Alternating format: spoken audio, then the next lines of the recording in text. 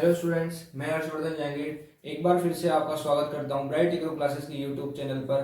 और आज हम पढ़ेंगे लेटर्स के बारे में। और लेटर से एक बड़ा क्वेश्चन हमेशा आता है, और लेटर में भी ज़्यादातर वो फॉर्मल लेटर में पूछता है जॉब लेटर हमारा, जो कि फिक्स क्वेश्चन होता है कि हमारे एग्जाम का कि जॉब लेटर आएगा ही आएगा। दूसरा पार्ट होता है हमारे पास इनफॉर्मल लेटर। इनफॉर्मल लेटर में बहुत कम चांसेस होते हैं, फिर भी हम इसके बारे में अच्छे से पढ़ेंगे। दोनों लेटर हमारे क्या क्या होते हैं और दोनों में से कैसे कैसे क्वेश्चन बनते हैं, और हम इसके बारे में लेटर के बारे में अच्छे से डिस्क्राइब करके पूरे उसके साथ पढ़ेंगे ध्यान से। सबसे पहले हमारे पास लेटर लेटर हमारे पास दो टाइप के होते हैं, एक तो फॉर्मल, दूसरा है इनफॉर्मल। सबसे पहले लेटर है हमारे पास फॉर्मल लेटर। फॉर्मल लेटर में क्या होता है कि फॉर्मल लेटर जब लिखा जाता है तो हमें हमारी औपचारिकताओं का ध्यान रखा जाता है, यानी कि फॉर्मेलिटीज का ध्यान रखा जाता है। हमें हमारे जो वर्ड्स होते हैं वो भी एक उसमें पूरे फॉर्मल वर्ड्स यूज करने पड़ते हैं, और हमें ध्यान रखना पड़ता है कि हम जैसे कोई भी बात करें तो किस वे में बात करें, पूरी फॉर्मेलिटीज का ध्यान रखा जाता है कि मतलब इसमें लेटर आते हैं हमारे एडिटर लेटर,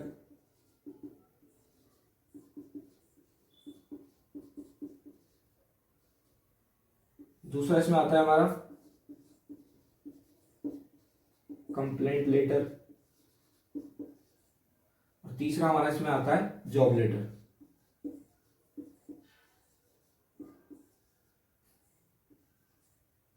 फॉर्मल में देखना कि एडिटर लेटर, जैसे किसी भी पत्रिका या किसी भी संपादक को हमें उसको एडिटर को लेटर लिखना है, तो वहां पर उसकी एक पोस्ट, अच्छी पोस्ट है, वो हमसे बड़े डेजिग्नेशन पे बैठा हुआ है, पद पर बैठा हुआ है, तो हमें वहां पर फॉर्मल लेटर लिखना पड़ता है। कंप्लेंट लेटर किसी भी ऑर्गेनाइजेशन या किसी भी सरकारी संस्था के वहां के अधिकारी को जब भी हम कोई कंप्लेंट या शिकायत से संबंधित कोई लेटर लिखते हैं तो वहां पर भी फॉर्मल लेटर्स का यूज किया जाता है, क्योंकि उसमें भी हमें औपचारिकताओं का ध्यान रखना पड़ता है। और एक हमारा होता है जॉब लेटर। जब भी किसी भी ऑर्गेनाइजेशन के द्वारा या किसी भी कंपनी के द्वारा या फिर गवर्नमेंट की तरफ से कोई भी वैकेंसी निकाली जाती है, तो वो वैकेंसी कैसे, उसके लिए जो नोटिस होता है ना, वो पेपर में निकलता है, और उस नोटिस को देख के फिर हमें पता लगता है कि हाँ वैकेंसी निकली। तो उसके लिए जब हम अप्लाई करते हैं सीवी के साथ, इसमें सीवी भी लिखा जाता है। सीवी होता है हमारा क्यूरिकुलम विटे, उसमें हमारी पूरी इंफॉर्मेशन होती है कि हमारी क्वालिफिकेशंस क्या है, वर्क एक्सपीरियंस क्या है, हमारा नाम क्या है, पापा का नाम क्या है, हमारी जो पूरी डिटेल होती है वो सीवी के अंदर लिखी होती है। और जॉब लेटर भी हमारा फॉर्मल लेटर्स के अंदर आता है। और उसके बाद हमारा नेक्स्ट है इनफॉर्मल लेटर। इनफॉर्मल लेटर में क्या होता है कि जैसे आप आपके दोस्त को पत्र लिख रहे हो, यानी लेटर लिख रहे हो, आपकी फ्रेंड हो, दोस्त मतलब फ्रेंड हो, या फिर कोई भी भाई हो, बहन हो, माँ हो, पापा हो, उनको आप अगर इनफॉर्मल लेटर लिख रहे हो, मतलब कोई भी लेटर लिख रहे हो, तो वो लेटर आएंगे हमारे इनफॉर्मल लेटर के अंदर। इसके बाद हम पढ़ेंगे हमारा इसमें आता है जॉब लेटर में, क्योंकि हमारे एग्जाम में सबसे ज्यादा बार यही पूछा जाता है, तो हम सबसे पहले पढ़ेंगे जॉब लेटर के बारे में। और हम पढ़ेंगे कि जॉब लेटर कैसे लिखा जाता है, इसका फॉर्मेट क्या होता है, क्योंकि राइटिंग पोर्शन का पार्ट है। मैं बार बार समझा रहा हूँ कि राइटिंग पोर्शन में हमारा फॉर्मेट ही इंपॉर्टेंट होता है कि किस फॉर्मेट में हम लिख रहे हैं, और फॉर्मेट के अकॉर्डिंग ही हमारा जो एग्जामिनर है हमें नंबर देता है। इसके बाद इसमें जॉब लेटर में सीवी भी आता है, तो हम सीवी भी लिखना सीखेंगे। और हम स्टार्ट करते हैं जॉब लेटर से।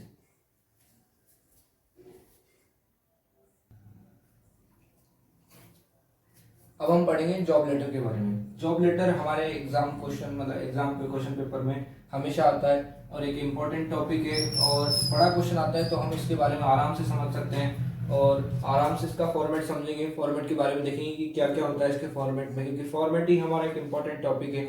उसके बाद हम पढ़ेंगे सीवी के बारे में, क्योंकि जॉब लेटर होता है उसके साथ सीवी अटैच या रिज्यूमे अटैच करना इंपॉर्टेंट होता है, और ये हमारी मेन चीज होती है। तो हम इसके बाद पढ़ेंगे कि सीवी कैसे लिखा जाता है।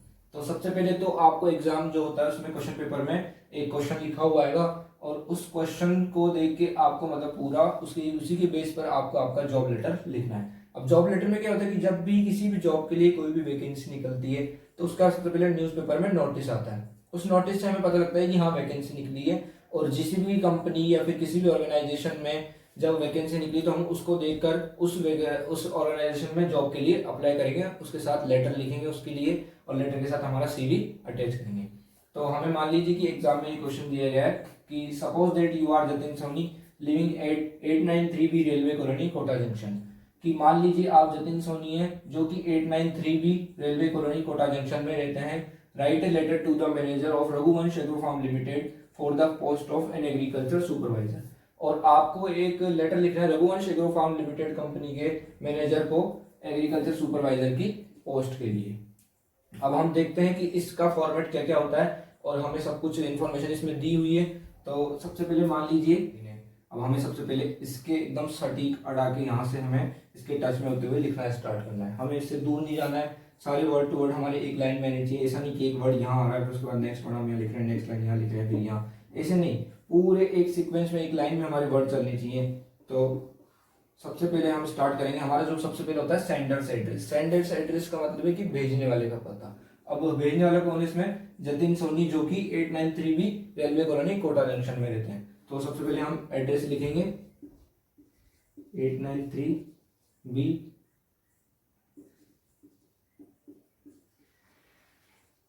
Railway colony Kota junction. उसके बाद हमें लिखनी है यहाँ पर डेट। अब हम आज की तारीख डाल सकते हैं, जैसे 02 मार्च 2023। अब उसके बाद हमें लिखना है, ये तो हो गया हमारा सेंडर्स एड्रेस।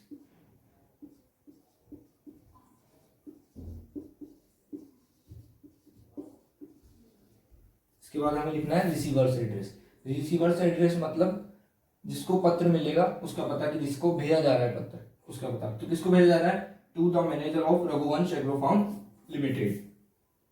तो हम सबसे पहले इसका डेजिग्नेशन लिखेंगे, जिसको पत्र भेजा जा रहा है सबसे पहले उसका डेजिग्नेशन लिखा जाता है। तो ये क्या है, मैनेजर, जिसको पत्र भेज रहे हैं वो मैनेजर है। तो सबसे पहले लिखेंगे द मैनेजर। ये हो गया इसका डेजिग्नेशन, हमने दे दिया। अब डेजिग्नेशन के बाद कि कहीं का मतलब किस कंपनी का मैनेजर है, तो हमें लिखना है Raghuvansh agro farm limited. Raghuvansh agro farm limited. अब ये कंपनी किस जगह है, तो हम लिख देते हैं, मान लीजिए हमने लिख दिया जयपुर राजस्थान। ये हो गया हमारा रिसीवर्स एड्रेस।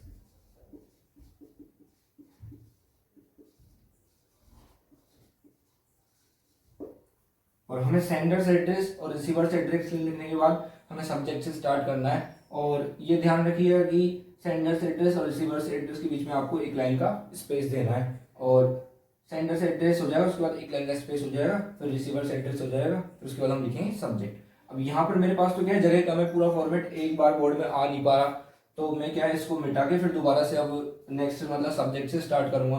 पर आपको जहां तक हो सके तो आपको तो हमेशा कोशिश यही करनी है कि पूरा का पूरा जो लेटर है हमारा जॉब लेटर वो एक पेज में आना चाहिए। सीवी आपका हमेशा कंफर्म रहता है कि नेक्स्ट पेज में आएगा, पर आपका जो हो सके जहां तक कोशिश होगी एक पेज में पूरा का पूरा जॉब लेटर आ जाए, ये कोशिश करनी है। नहीं आता है तो फिर हमें थोड़ा नेक्स्ट बढ़ा देना है, पर कोशिश यही करनी है कि पूरा एक पेज में आ जाए। अब हम नेक्स्ट स्टार्ट करेंगे सब्जेक्ट से।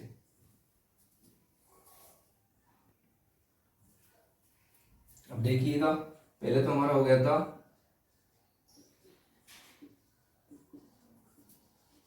सेंडर्स एड्रेस, उसके बाद हमने लाइन छोड़ी थी, उसके बाद हमारा आया था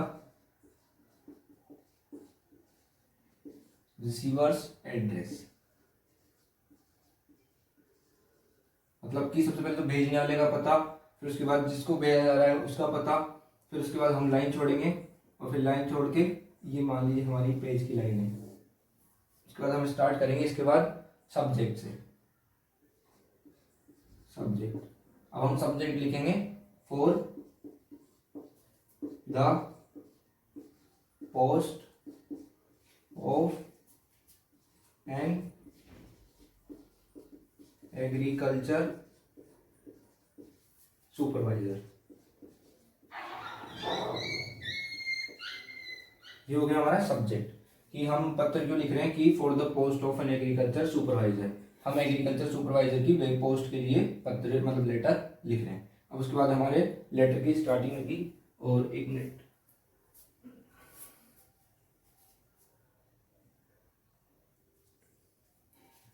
उसके बाद हम लेटर की स्टार्टिंग करेंगे।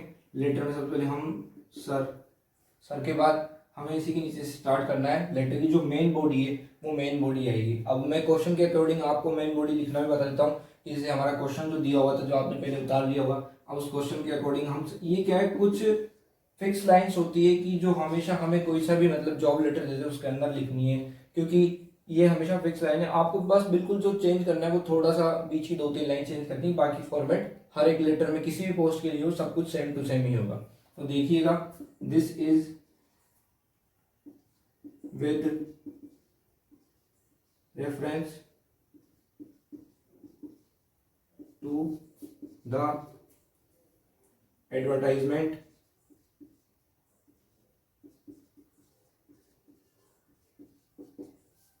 published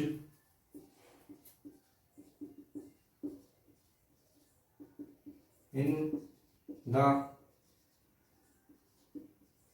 राजस्थान पत्रिका ऑन, आप डेट डाल दीजिए कोई भी पुरानी, 26 पे 2023 for the post of an agriculture supervisor। यहाँ तक हो गया। This is with reference to the advertisement published in the Rajasthan पत्रिका।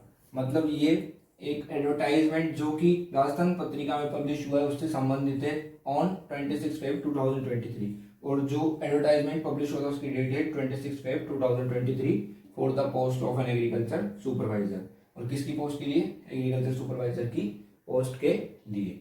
अब हम इसके बाद आगे लिखना है कि I consider my self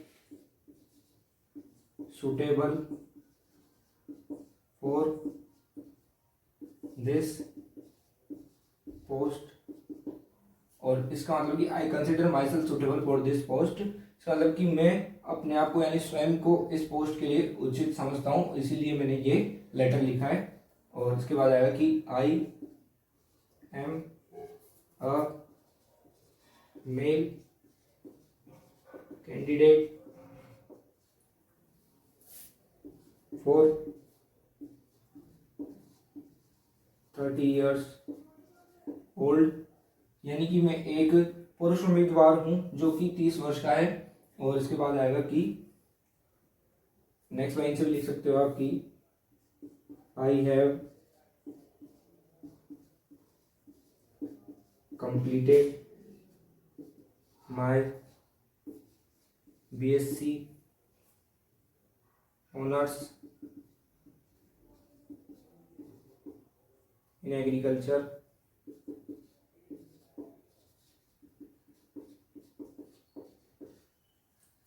with 7.6 OGPA in 2020। यहाँ तक हो गया कि I have completed my BSc honours in agriculture with 7.6 OGPA इन 2020। इसका मतलब है कि मैंने अपनी बीएससी एग्रीकल्चर ऑनर्स 7.6 OGPA के साथ 2020 में पास कर ली है। और अपने बारे में मतलब थोड़ा सा हमने बता दिया कि मैं एक मेल कैंडिडेट हूँ और मेरी उम्र ये है और मेरी क्वालिफिकेशन ये, मैंने पास कर ली है। इसके बाद हम आगे का फॉर्मेट देखते हैं। पहले मुझे मिटाना पड़ेगा, उसके बाद हम देखते हैं कि आगे का इसका फॉर्मेट क्या है। अब हमारी मान लीजिए पहले की लाइंस जो हमने लिखी थी वो 3-4 लाइन, 5-6 लाइन जो भी लिखी थी वो कंप्लीट हो चुकी है। उसके बाद हम नेक्स्ट उसके बाद स्टार्ट कर रहे हैं कि I have working experience of 2 years in a reputed company. इसका मतलब है कि मुझे 2 वर्ष का वर्किंग एक्सपीरियंस है एक रेपुटेड कंपनी में। And I assure you of my best service if the opportunity is given to। अब देखिएगा कि I assure you of my best service if the opportunity is given to me. इसका मतलब है कि मैं आपको अपने बेस्ट सर्विस के लिए आश्वस्त यानी कि भरोसा दिलाता हूं if the opportunity is given to me, यदि यह अवसर मुझे दिया गया तो मैं आपको अपनी बेस्ट सर्विस के लिए अश्योर करता हूं यानी कि भरोसा दिलाता हूं। यहां तक हो गया हमारा। इसके बाद आपको लिखना है कि I am attaching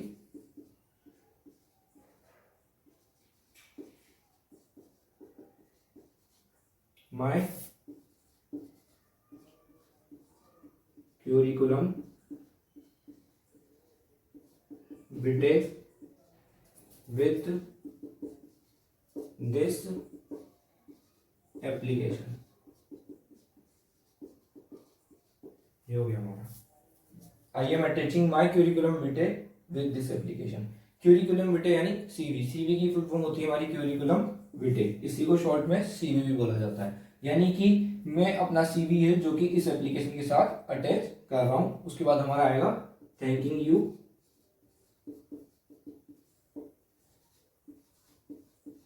thanking you के बाद आपको एक लाइन स्पेस छोड़नी है। उसके बाद लिखना है आपको योर्स फेथफुली।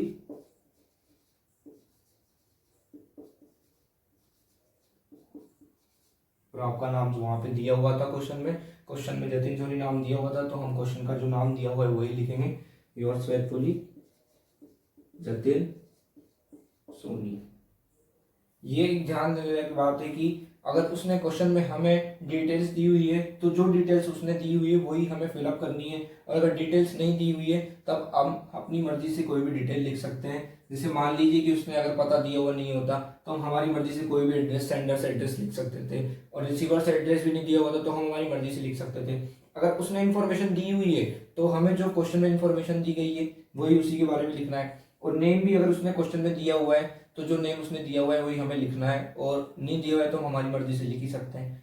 और अगर हमने क्वेश्चन में नाम देने के बाद भी अपनी मर्जी से कुछ भी नाम लिख दिया तो फिर एग्जामिनर हमारे नंबर काट सकता है। ये यहाँ तक का जॉब लेटर का पूरा एक फॉर्मेट हो गया कि जॉब लेटर किसके अकॉर्डिंग लिखा जाता है, कैसे लिखा जाता है। और ये क्या है, पूरा फॉर्मेट एक पेज में मेरे इसमें बोर्ड में आ नहीं पाया इसलिए मैंने इसको टुकड़ों में समझाया। आप इसको ध्यान रखना कि पूरा यहाँ से sender's address, receiver's address, subject, sir, फिर उसके बाद जो मेन बॉडी मैंने पूरी लिखवाई है, मेन बॉडी लगभग सेम रहेगी। मेन बॉडी में आप एक्सपीरियंस एक तो चेंज कर सकते हो, और I am a male candidate, अगर फीमेल दिया हुआ है तो फीमेल कैंडिडेट लिखो, और इसमें जो बीच की 2-3 लाइन है वो आप चेंज कर सकते हो। बाकी जो स्टार्टिंग में मैंने फॉर्मेट लिखवाया था पूरा, this is with reference to the advertisement published, पत्रिका, जिस भी पत्रिका में लिखना है आपको और कौन सी तारीख को हुआ है। उसके बाद आपको जो भी मतलब उसका जो बात का फॉर्मेट था वो सेम रखना है, बीच की 2-3 लाइनें आपको चेंज करनी है।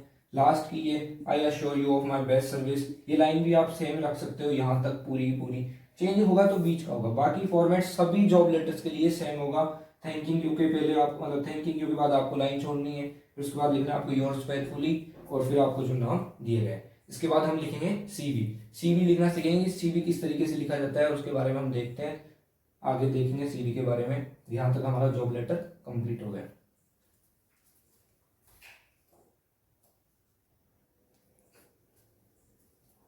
अब हम देखेंगे कि सीवी किसे लिखा था, सीवी का फॉर्मेट क्या होता है। तो सीवी लिखने के सबसे पहले तो आप नए पेज में हेडिंग डालोगे सीवी, या फिर आपका मान लीजिए कि थोड़ा सा बच रहा है उसमें, अगर थोड़ा सा हुआ पेज में फिर बाकी में लिखना चाहते हो तो उसमें भी लिख सकते हो।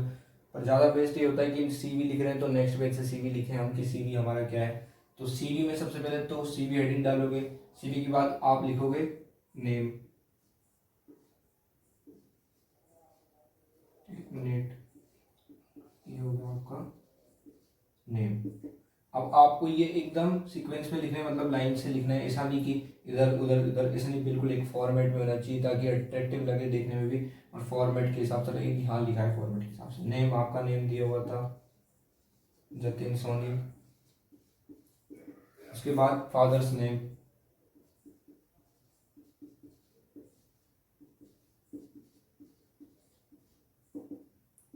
फादर्स नेम में आ जाएगा राम अवतार सोनी। उसके बाद आपको लिखना है डेट ऑफ बर्थ।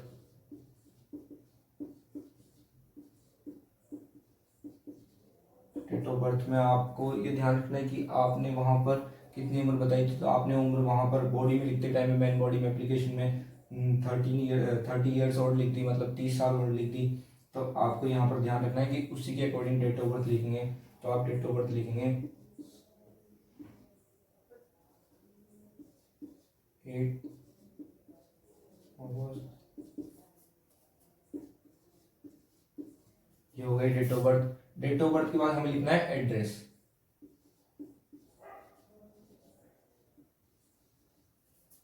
एड्रेस उसने दिया हुआ था हमें क्वेश्चन में, तो हमें जो क्वेश्चन में दिया हुआ था वही एड्रेस यहाँ पर लिखना है। 893B railway colony,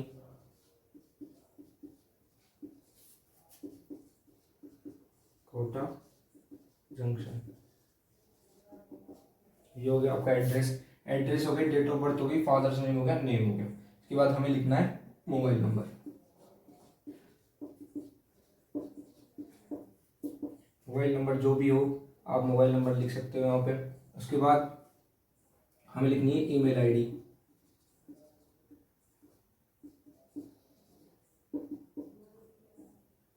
email ID भी जो भी हो आपकी, वो ईमेल आईडी आप आपके हिसाब से लिख सकते हो, क्योंकि ईमेल आईडी मोबाइल नंबर वो क्वेश्चन में मेंशन करके नहीं रखेगा, तो हम हमारी इच्छा से कुछ भी लिख सकते हैं, या फिर आप ऐसे ऐसे ऐसे ऐसे साइन बना के भी आ सकते हो, पर आप आपकी इच्छा से कुछ भी लिख के आ सकते हो तो वो बेस्ट रहेगा।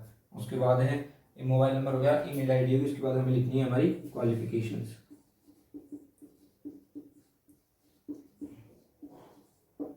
क्वालिफिकेशंस में आप ध्यान रखना कि क्वालिफिकेशंस में आपको लिखना है कि आपने जो एजुकेशन की है वो कैसे कंप्लीट की है। तो सबसे पहले 10th की लिखेंगे, फिर 12th की लिखेंगे, फिर हमारी जो ग्रेजुएशन की जो डिग्री है, ग्रेजुएशन की डिग्री के बारे में लिखेंगे।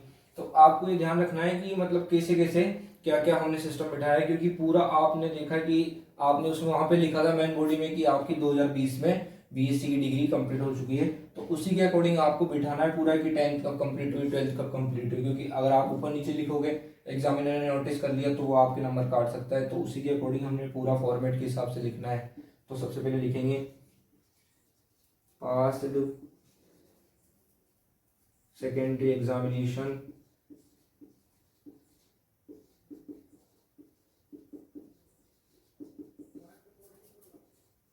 with 92% marks in 2014। ये तो हमारी होगी पहली क्वालिफिकेशन। उसके बाद दूसरी क्वालिफिकेशन हम लिखेंगे 10th की लिख दी। उसके बाद 12th की लिखेंगे passed senior secondary examination with 90.60% marks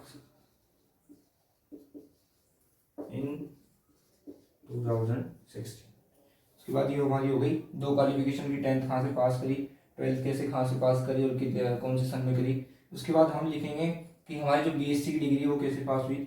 ये हमारा यहाँ तक जगह दी है, अब इसको मैं मिटा के दोबारा लिखूंगा। तो ये फॉर्मेट आप लिख लो, आप इसको ध्यान रख सकते हो। इसके बाद हमारा फॉर्मेट है जो कंटिन्यू रहेगा, क्योंकि पूरा एक ही पेज में लिखना है हमें।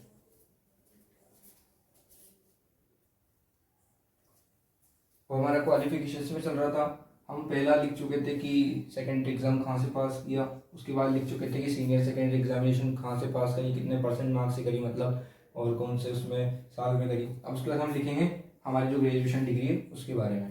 तो हम लिखेंगे completed BSc honours agriculture with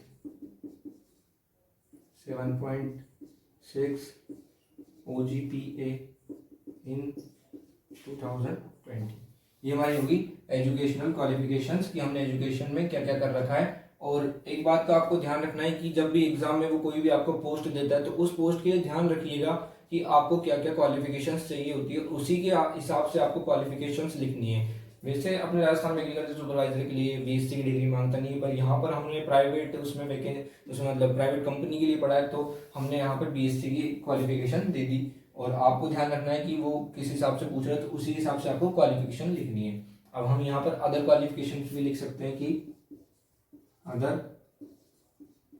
qualifications.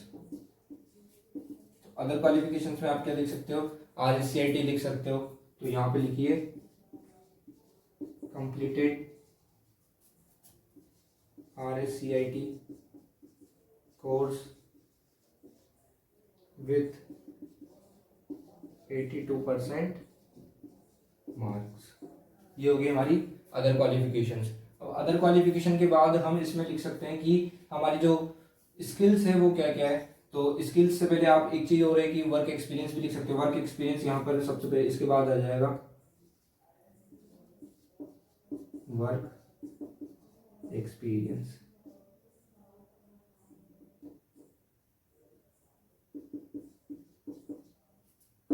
Work experience में आ जाएगा कि 2 years वर्किंग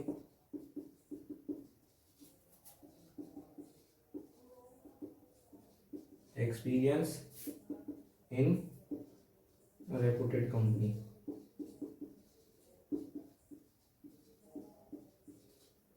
ये हो गया हमारा वर्क एक्सपीरियंस। इसके बाद आप स्किल लिख सकते हो कि स्किल्स में आप लिख दीजिए जैसे फ्लुएंट इन इंग्लिश की, इंग्लिश बोलने में तेज तर्राट, इंग्लिश अच्छे से बोलने आती है, फ्लुएंट स्पोकन इंग्लिश। तो इसमें लिख दीजिए कि फ्लुएंट इन इंग्लिश। ये हो गया हमारा सीवी लिखने में मैं आपको जो मेन टॉपिक थे, मेन पॉइंट थे, वो सारे मैंने बता दिए कि सीवी के अंदर हमारे क्या क्या मेन पॉइंट आएंगे। आपको इसी हिसाब से सीवी लिखना है। और ये सीवी एकदम ऐसा पूरा ये डॉट एक सीध में होनी चाहिए। ये इधर का हमारा एक सीध में हो, इधर का हमारा एक सीध में हो, लगे कि मतलब एकदम फॉर्मेट वाइज लिखा है, ऐसा नहीं कि कुछ भी कहीं भी जा रहा है। तो ऐसे हमें लिखना है, एकदम फॉर्मेट वाइज लिखना है ताकि अट्रैक्टिव लगे और एग्जामिनर हमें इसे देखकर पूरे में से पूरे नंबर दे। हमने इससे पहले मतलब जॉब लेटर लिखना सीखा था, जॉब लेटर के बाद ही हमें जस्ट सीवी लिखना है। जॉब लेटर के साथ अगर आपने सीवी नहीं लिखा तो आपको पूरे नंबर नहीं मिलेंगे, इसलिए हमेशा जॉब लेटर के बाद सीवी लिखना है। सीवी का फॉर्मेट मैंने आपको बता दिया और आप फर्दर नोट्स के लिए हेल्पलाइन नंबर पर कांटेक्ट कर सकते हैं। वहां पर आपको पूरा का पूरा ऐसा इसके जो फॉर्मेट है और इसका जो मतलब पूरा एक तरीके से दिया हुआ है कि आपको कैसे लिखना है, वो सारे नोट्स आपको वहां पर अवेलेबल हो जाएंगे।